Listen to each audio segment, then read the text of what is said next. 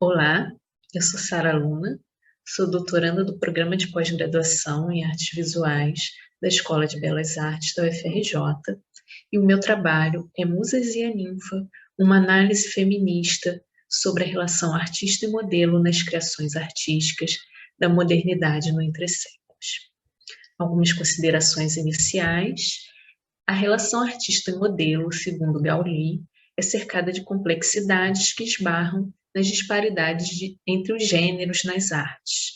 A capacidade criativa ou a criatividade é atribuída ao sujeito masculino, enquanto as mulheres fica condicionado o papel de fonte de inspiração, algo a ser observado. Para tanto, a Gauli faz uma evocação do mito de Pigmalião e Galateia, que conta a história de um escultor grego que cria uma escultura de uma mulher idealizada. Tudo que ele não encontrava nas mulheres reais, ele decide colocar nessa obra. A deusa Afrodite se compadece da situação dele e transforma essa escultura numa mulher de verdade. Então, nesse sentido, a obra satisfaz ao próprio autor e se configura a partir dos seus desejos, assim como as modelos também podem entrar nesse pensamento. Trazendo para a sociedade brasileira, para a arte brasileira do início do século XX, final do século XIX, temos uma relação de uma modelo com um artista de expressão da época, que era o Antônio Parreiras, e a modelo Laurence Palmyre Martinier. Parreiras vai para a França nesse período, estabelece um ateliê em Paris, e lá, então, a Laurence posa para algumas de suas pinturas de nu feminino. E nisso, após a morte da sua primeira esposa, Quirina Ramalho, em 1920, 2 anos depois, o Parreiras se casa com ela, com a Laurence. E por ter sido modelo que posava para artistas, inclusive nua, as informações da sua vida pregressa, a vinda do casal para o Brasil, ainda são muito escassas, mas o desafio da pesquisa é justamente desvendar essas informações em arquivos, o que tiver disponível sobre ela. E entender também como Laurence, a partir de Laurence, muitas mulheres se posicionaram, se situaram na sociedade da época. E, ao falarmos situar-se, estamos nos referindo ao pensamento de Simone de Beauvoir ou a ideia de manobras, que é denominada pela crítica literária Heloísa Buarque de Holanda, manobras radicais, que as mulheres poderiam fazer manobras grandes ou pequenas, mas sempre radicais, entendendo que essas mulheres, em determinados períodos, utilizavam o que elas tinham de disponível para poder se situar socialmente. E eu trago uma citação da historiadora Cláudia de Oliveira, que somente situando-se socialmente, a mulher se realizaria dentro da condição feminina, abrindo os caminhos para sua independência e a superação das circunstâncias que restringem a sua liberdade.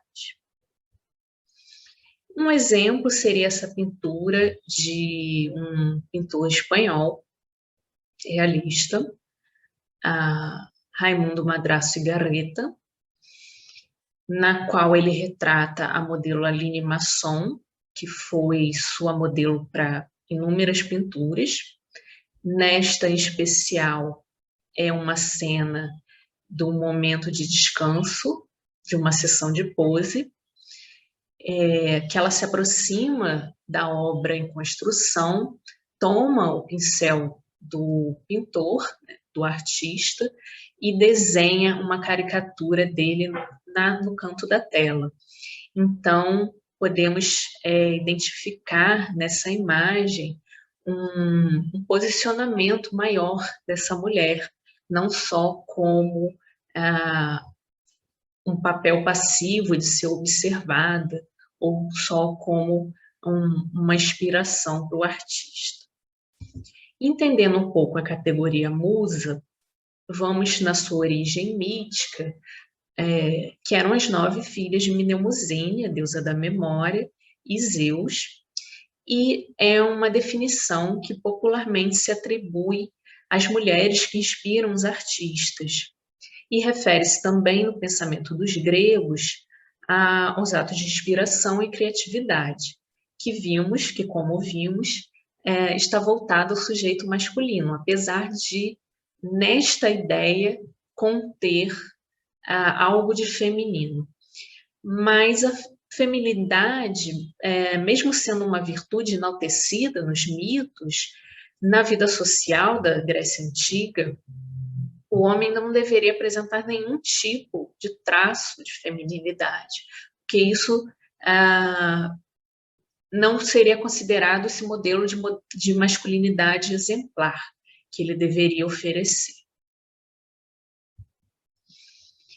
E uma outra palavra que pode ser associada à categoria musa é Egéria, que é um nome próprio de uma ninfa, também da mitologia grega, que é absorvido pelos mitos romanos.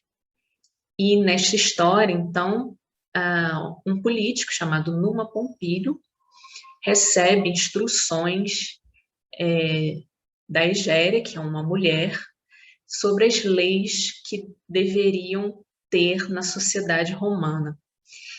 E então, seu significado da palavra ficou como mulher conselheira que inspira os homens.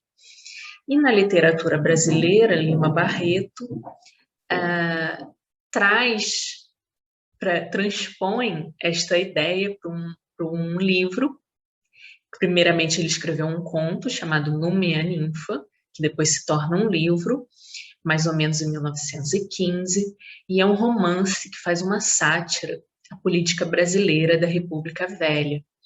Mas a ideia principal é de um personagem que também se chama Numa, que se torna deputado, só que ele gostaria de ter mais expressão na política, e para isso deveria escrever discursos, só que ele não tem uma capacidade intelectual para tal, e transfere esse papel para sua mulher, que passa então a escrever esses textos, esses discursos, e ele ganha essa projeção. Em certo momento da história, ele percebe que a mulher poderia estar traindo nessas sessões de escrita, e ele releva para não perder esse destaque. Interessante é também essa capa do livro, que tem um subtítulo Romance Sugestivo de Escândalos Femininos, e aparece a imagem de um casal como se fosse ladeado por um buraco de fechadura. E a ideia dos escândalos femininos, né, podemos associar à questão de que as mulheres que desviavam desse padrão, esse modelo burguês de feminilidade, não tinham esse comportamento considerado exemplar para a época. Por fim, trazemos uma imagem, uma pintura do Antônio Parreiras, chamado Dolorida, na qual já podemos identificar como a modelo para este trabalho, que foi a Laurence. Foi identificada, aparece no texto do historiador Carlos Lévy, e entendemos, então, que a Laurence se situou de diferentes maneiras ao longo da sua vida. E já podemos identificar alguns indícios da sua trajetória. Inclusive, após a morte do Parreiras, ela teve uma atuação na construção do Museu Antônio Parreiras. Bom, aqui são algumas referências que foram usadas no resumo e nessa apresentação. Eu encerro por aqui. Muito obrigada. Até a próxima.